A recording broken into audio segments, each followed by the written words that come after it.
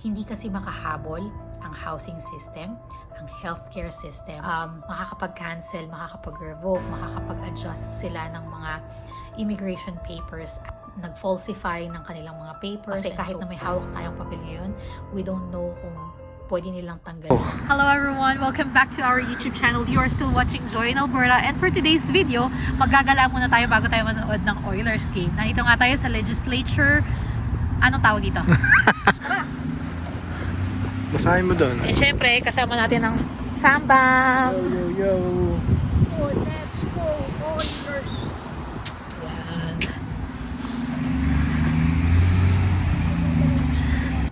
Dito din ginagawa yung fireworks pag Canada Day, or at least dito sa grounds na to parang may mga activities kapag Canada Day.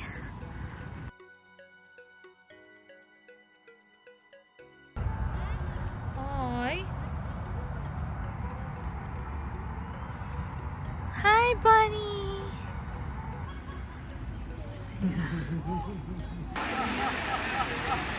Hi. Oh, go to daddy. Daddy. Tapos, ito siya. Parang may magpo-prom, guys. You are still watching Joy in Alberta, and for today's video, magkukwentuhan tayo tungkol sa mga bagong reforms na padating. Kung kayo pa bago sa aming channel, please don't forget to like, subscribe, i-share nyo na rin itong video na ito sa inyong mga friends, relatives, at sa lahat ng kakilala nyo para makapag-share tayo ng information, good vibe, and positivity. So, ang pagkukwentuhan nga natin, guys, for new Canada immigration reforms coming for temporary residents. June 17, 2025, the Government of Canada released detailed information and clarity of new immigration reforms proposed in the Strong Borders Act. So ito yung pag-uusapan nating Strong Borders Act na ito.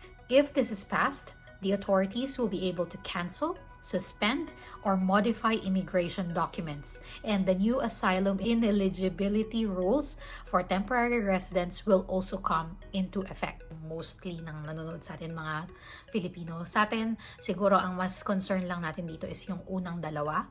Yung later, yung asylum, hindi talaga siya nagagamit ng mga Filipino. Let's talk about the proposed reforms. Ang proposed reforms, apat siya. Number 1 is control over immigration documents.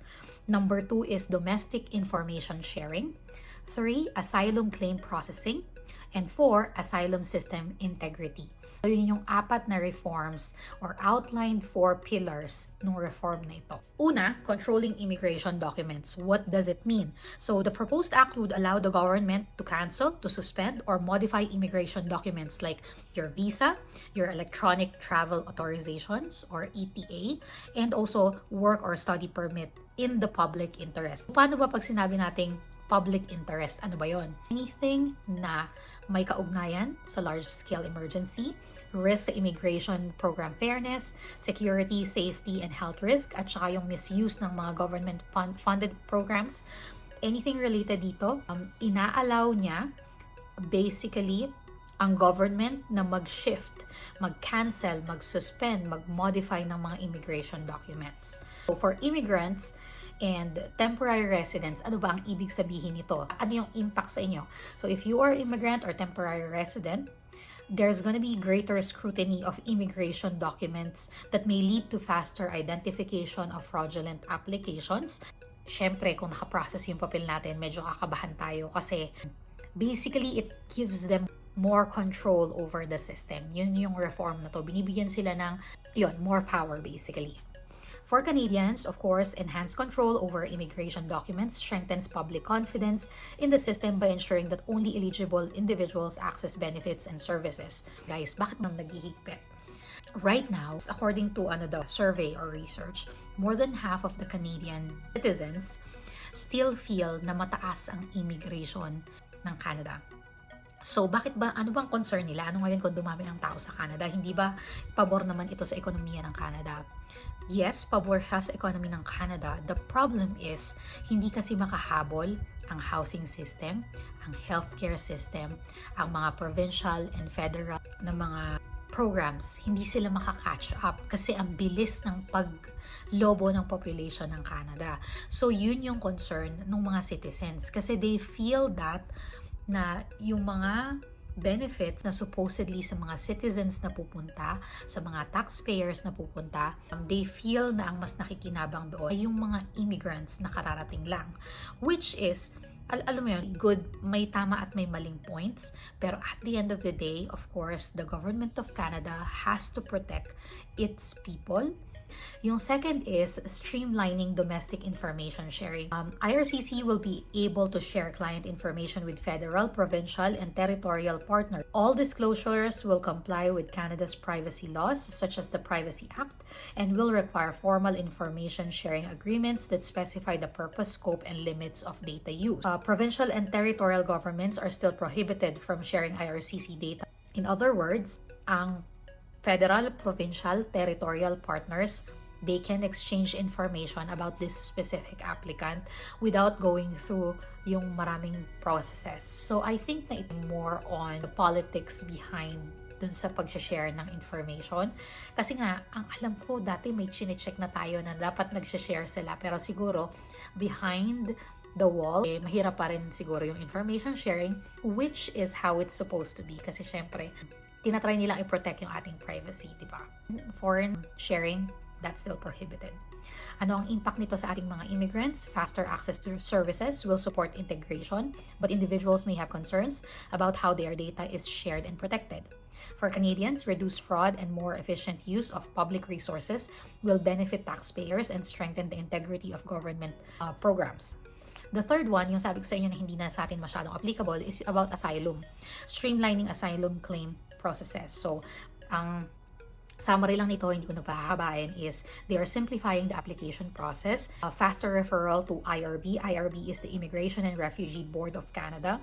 And then yung physical presence requirement, may additional clause lang doon. So, asylum claims will only be decided by IRB if the claimant is physically present in Canada, ensuring accountability and preventing abuse of the system. Clearing inactive cases, so the legislation introduces mechanism to remove inactive or abandoned claims from the system, reducing backlogs, kasi ang dami na nilang backlogs. And faster voluntary departures. So removal orders for withdrawn claims will take effect immediately, streamlining the process for individuals who choose to leave voluntarily.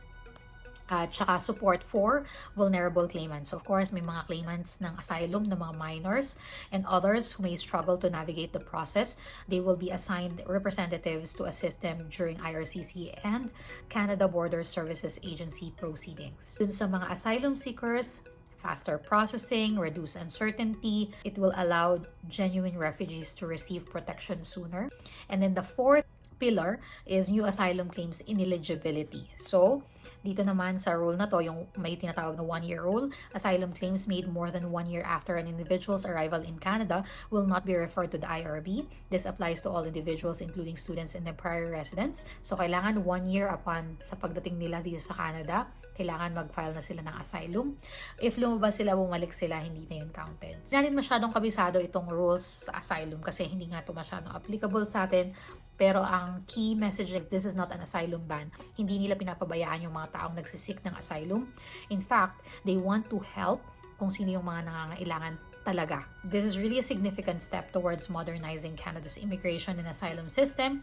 Pero feeling ko marami pa itong magiging iterations. No? Hindi nila kino-close yung door sa mga nagsisik ng asylum. It's just really trying to focus on the people na kailangan talaga ng asylum para maging faster, makuha nila yung safer space.